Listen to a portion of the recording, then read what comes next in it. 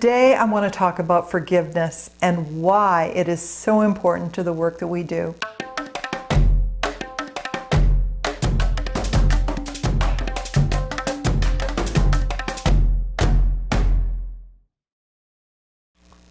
Now, you've probably had clients and friends and family members who say, oh yeah, I forgave that person years ago. And then, they start talking about that person for a little bit, and pretty soon there's anger kind of bubbling up to the surface.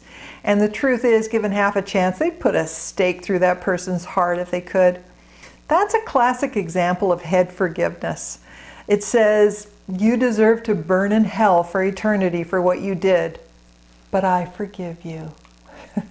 So watch out for that when you're doing the intake, because that's not forgiveness, it's denial.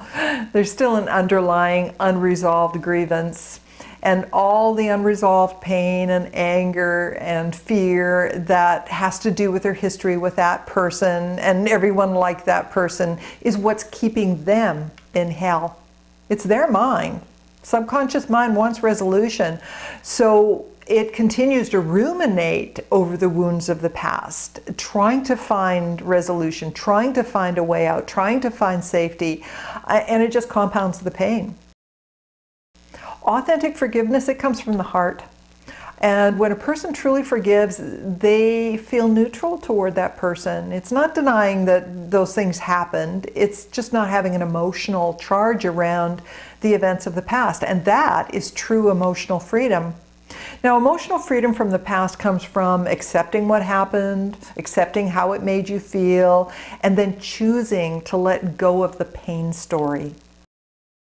Forgiveness is known as the path to wisdom because wisdom is a result of clearing the past of all the negative emotions. And all that leaves is the events themselves and what can be learned from them, and that's wisdom. Those events hold wisdom, but not so long as there's an emotional charge around them. So forgiveness literally is letting go of the past and setting yourself free to be yourself. It's an act of reclaiming your right to be who you are by giving up the old pain story. And let's face it, the pain story is like a country western song, somebody done somebody wrong song. And until those things are forgiven and released and allowed to take their place as past events, events in daily life can act as reminders and re-stimulate the pattern, and the pain just continues to get stronger. So something happened, it caused some distress. And then the person gets exposed to something similar, and that adds to the distress. And then they get exposed to it again, and the distress gets stronger, and the pressure just keeps building up inside. And when the pressure gets strong enough, then what happens is they start to avoid. And avoidance strategies are one of the subconscious solutions to dealing with a feeling inside that they don't like. Some people call them habits. Well, the subconscious mind's basic drive is to feel good and avoid feeling bad. So things like fantasy and pornography and gambling are all forms of escapism. Substances like food and alcohol and drugs are ways to avoid the pain and numb out, numb and self-medicate the pain, and they're a way to get pleasure. And that's a powerful subconscious solution, what we call addictive. So when a person is out of control to the solution, we call that an addiction. These behaviors are rooted in life experiences, which many times are wounding events. And the wounding event is that something happened and it was taken to heart. So that's where the healing has to come from. The need to forgive comes out of an event of wounding. It's an event in the past that was interpreted as a betrayal. Now, it may have included some confusion. They might not have seen it coming, often that's the case. It could involve sadness or rage or humiliation. But whatever it was, it went straight to the heart. Betrayal shatters a person's ability to feel safe or trust themselves or others because they lose the ability to predict another person's behavior, and they can't trust themselves to keep themselves safe from harm because their history has proven what is true. Now, some people lose faith in God or their connection to a higher power, and when that happens, it just leaves them feeling utterly isolated and utterly vulnerable and utterly alone in the world, and that's devastating. Where there is a hurt, there is always someone to blame. But in childhood, the blame often gets turned inward, especially if the person that hurt them was the primary caregiver or a loved one. You know, children are dependent upon others for their survival. They are vulnerable. And when the primary source of safety and nourishment becomes a source of threat, as is the case with abuse, what this does is it creates internal conflict for that individual. And the underlying internal conflict is that what's at the root of the problem. Whatever the client is coming to see you about, whether it's physical or mental or emotional or some unwanted behavior, the root of that is an internal conflict. Now, betrayal of any kind has its roots in the vulnerabilities and insecurities of childhood. It's always got tracks. So the first step to forgiveness is the regression. You need to go and identify the events of wounding and get back to that initial event that holds the perception of betrayal. That's where the hurt is. You know, I used to do a whole forgiveness protocol that involved making forgiveness reasonable and convincing the client of all the reasons why they need to forgive and why they should forgive, and and what's going to happen to them if they don't forgive. But I have since found that forgiveness really isn't something we do. That's just the head forgiveness. True forgiveness is the healing. Now, it's still good to know all those reasons, and I'm glad I learned those processes and that protocol, because it helps you to set up for forgiveness to happen, and it helps you to set up and guide the process effectively. But really, the forgiveness is the healing. It's not the process. True forgiveness comes from the heart. It doesn't require any reason whatsoever. All it requires is just a willingness to release the energies that are trapped inside that are causing pain. And what's causing pain are the thoughts and the feelings that are making up the pain story. But here's the thing.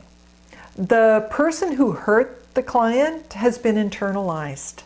Okay, they're carrying that person around inside, and that is now a part of them. It's an internal representation, and that part has one job, and that is to cause them pain. So it's keeping all the pain of the past alive, and that is a self-punishment program. Holding on to past grievances like resentment and blame and condemnation, it only hurts the client. They're doing it to themselves now. That person is long gone. And it also contaminates all the relationships that they're involved in now, because all this negative energy is kind of exuding from them. Holding on to the resentment, the blame, the condemnation that they're using as a self-punishment program is something they're doing to themselves. So forgiveness is really self-forgiveness. All forgiveness is self-forgiveness. That's what it comes down to. That person has been internalized. If they forgive that person in the privacy of their own minds, they're forgiving themselves. So when they forgive that person, when they forgive that part of themselves, they're not letting that person off the hook. They're letting themselves off the hook. It's a setting free of themselves by releasing the pain story, by releasing the victim story. And this changes a person profoundly. Now, in your sessions, you want to focus on thoroughly releasing all the feelings that got trapped inside the story. You want to find out what that story is, find out what happened, who said what was done, how did it cause them pain. The forgiveness will happen automatically as a result of the releasing. So the more the release, the more that they release, the better they will feel, the more calm they will feel, the more in control they will feel, and the more safety is restored to them as a result of the releasing. And the more that they release, the more power they reclaim through the process. Now, stress inhibits a person's ability to think clearly. So the more they release, the more clarity they're going to have, because all that stuff that they're holding on inside generates stress. That's internal stress. And so the more clarity that they're generating as a result of the releasing allows them more and more to trust themselves and to make better decisions and more appropriate decisions for themselves based in understanding. So it's kind of a backwards way of doing it. Instead of trying to install the understanding and make the forgiveness reasonable, what I do now is I release all of the blocks to their clarity so that the forgiveness comes automatically. It's a little different approach. What you'll find is that as your clients begin to separate what was true and what was false, they start to make sense of what happened. And, if the hurt was due to false perceptions, maybe the child misunderstood or, misinterpreted what was going on, then that understanding then brings instant forgiveness. And often when that happens, the client will just be flooded with gratitude. When that happens, you've got forgiveness. It's done. If something was said or done that hurt the child or that made them feel bad, then there's bound to be anger. And that's understandable, that's reasonable. But where there's anger, there's also love. So there's love present. The opposite of love isn't hate, it's indifference, it's neutrality. Where there's anger, there's always love present. And so releasing the anger, you'll find the love. The anger serves a purpose, and the purpose is to give the person a sense of power. The problem is that it's a false sense of power because they have to keep bringing the anger up to feel safe. And what the need for that safety is rooted in the feelings of helplessness and powerlessness. So releasing the anger, giving it expression, that in itself is an expression of power. If you get out a pillow and you get the client to release that anger powerfully into the pillow, they're reclaiming that power for themselves. And what this does is it restores to that individual their authentic power. And that is choice. That's what true power is. It's having a choice. Now they can choose whether they want to hold on to that feeling or whether they want to release it. Now they can choose whether they want to let that person steal the rest of their good feelings for the rest of their life or set themselves free from the past. That's an act of power. It's putting those events in the past, and that's where they belong. Imagination is real. To the subconscious mind, it's a real place. In the shamanic tradition, it's called the imaginal realm. It's an actual place. So never think just imagination. At the very least, from a subconscious level of mind, what the person is imagining in their mind, it is a real experience, especially when it's full of emotion. If it's emotional, it's an actual experience. So when your client can actually look at the person that hurt them, the offender or the perpetrator, and if they can realize that there was pain inside of the person that hurt them, there had to be for them to act in those unloving ways, then the hurt and the anger and the guilt that they took on that was inside of the offender, they realized that that was in them before they ever came along. It doesn't belong to them. And that does two things. First of all, it gives them permission to let it go because it doesn't belong to them. And secondly, it helps them to realize that it wasn't personal. And that's what the anger is about. The anger is about taking it personally. So that understanding and that acceptance will then transfer to the client because now they know what it's like to have to carry all of that pain inside. They know what it's like because they've done it themselves. And they can look at the offender and realize, gee, all that pain you caused me, I've had to pack it, but you were carrying it long before I came along, and I know what it's like. So that choice to forgive comes out of realizing that they do have a choice. And they don't have to carry it not one moment longer. They can release it in an instant. And the moment they do, that's the healing. That's the holy instant. That moment of healing occurs. Forgiveness isn't about forgetting or denying that anything happened. It's about changing how you feel about yourself because of those things. Friedrich Nietzsche said, "That which does not kill us makes us stronger." And that's true if we choose to let them.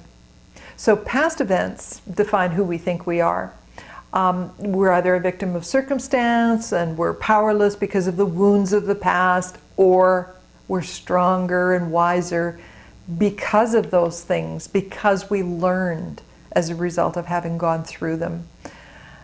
I hope you found this information helpful today. I believe that forgiveness is the core of the work that we do. I believe that it is the healing, and I've witnessed it and experienced it myself. And I hope that this information is going to help to empower you in your sessions and in transforming the lives of the many worthy souls that pass through your doors and find their healing. Because I want to help empower you to help your clients to heal. So please leave your comments on the forum.